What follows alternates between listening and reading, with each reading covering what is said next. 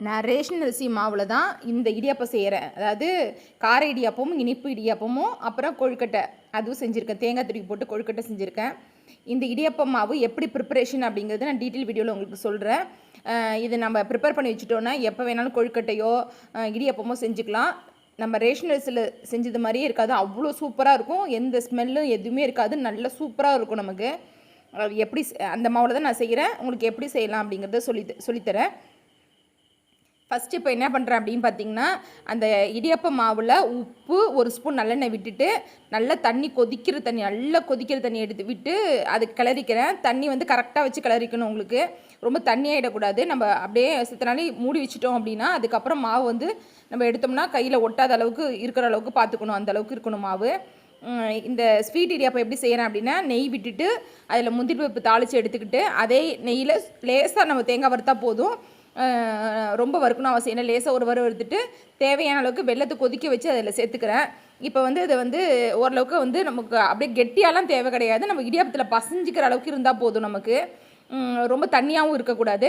இப்போ பசஞ்சிங்கன்னா தெரியுதா, இந்தமாரி இருக்கணும் உங்களுக்கு.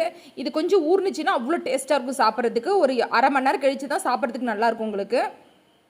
அதுக்கப்புறம் கார இடியாப்பத்துக்கு என்ன பண்ணுறேன் அப்படின்னா, பெருங்காயம், கடுகு, உளுத்தம்பருப்பு, கடலப்பருப்பு, அதுக்கப்புறம் பச்சை மிளகாய் தாளிச்சிட்டு கருவேப்பிலை போட்டுட்டு அதிலே கொஞ்சோண்டு மஞ்சத்தூள், அதுக்கப்புறம் வந்து நான் வந்து ஒரு தேவையான அளவு புளி ஊற வச்சு வச்சுருக்கேன்.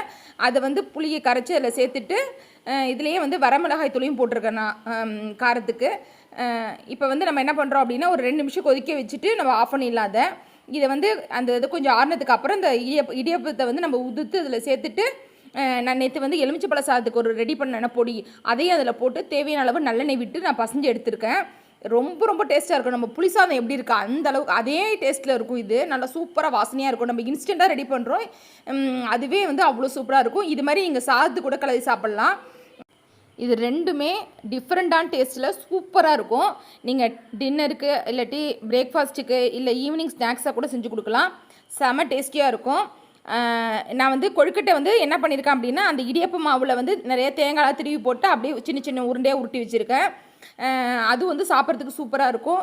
இது 3மே ட்ரை பண்ணி பாருங்கள். ரொம்ப ரொம்ப நல்லாயிருக்கும். அந்த கொழுக்கட்டை அவ்வளோ சாஃப்டாக இருக்கும், பஞ்சு மாதிரி இருக்கும் அந்த கொழுக்கட்டை. நீங்கள் வந்து ட்ரை பண்ணி பார்த்துட்டு